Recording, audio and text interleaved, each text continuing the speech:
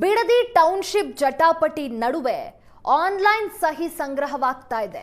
Township ವಿರೋಧಿಸಿ 71,000 ಜನರಿಂದ online ಸಹಿ ಸಂಗ್ರಹವಾಗ್ತಾ ಇದೆ. ಸೇವ್ ಬಿಡದಿ ಎಂಬ ಹೆಸರಿನಲ್ಲಿ ಈ ಅಭಿಯಾನ ಆಗ್ತಾ ಇರುವಂತದ್ದು. ಟೌನ್ಶಿಪ್ ವಿರುದ್ಧ ನಿರಂತರವಾಗಿ ಹೋರಾಟ ಮಾಡ್ತಾ ಇದ್ದಾರೆ ರೈತರು. ರೈತರ ಹೋರಾಟಕ್ಕೆ ಸಾಮಾಜಿಕ ಜಾಲತಾಣದಲ್ಲಿ ವ್ಯಾಪಕವಾದ ಬೆಂಬಲ ವ್ಯಕ್ತವಾಗ್ತಾ ಇದೆ. ರೈತರ ಜಮೀನು ಉಳಿಸುವಂತೆ ಆನ್ಲೈನ್ನಲ್ಲಿ ಸಹಿ ಮೂಲಕ ಮನವಿ ಮಾಡಲಾಗ್ತಾ ಇದೆ ಸರ್ಕಾರಕ್ಕೆ. ಬಿಡದಿ ಟೌನ್ಶಿಪ್ ಜಟಾಪಟಿ ಮುಂದುವರಿತಾನೇ ಇದೆ. ಈಗ ಈ ಟೌನ್ಶಿಪ್ ಜಟಾಪಟಿಯಲ್ಲಿ ಆನ್ಲೈನ್ ಸಹಿ ಸಂಗ್ರಹವಾಗ್ತಾ ಇದೆ. ಸೋ ಹ್ಯಾಪಿ 71,626 ಸಿಗ್ನೇಚರ್ ಆಗಿದೆ ನಿನ್ನೆ ರಾತ್ರಿ ಒಂದು. ಇದು ಕಂಟಿನ್ಯೂ ಆಗುತ್ತೆ. ಮೊನ್ನೆ ನಮಗೆ ಇದು ಜನಾಂದೋಲನ ಟ್ರಿಬ್ಯುನಲ್ ಇದು ನಮ್ಮ ಸೇವ್ ಬಿಡದಿ ಇದರಲ್ಲಿ ಆಗಿತ್ತು.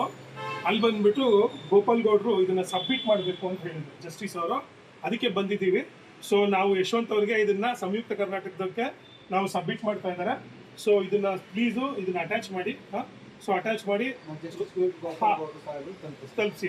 ಇದೇನು ಅಂದ್ರೆ ಜನ ಬರೀ ಅಲ್ಲಿ 5,000 ಜನ ಅಲ್ಲ, ಇಡೀ ವರ್ಲ್ಡ್ ಓವರ್ ಆಲ್ಮೋಸ್ಟ್ ಒಂದು 100.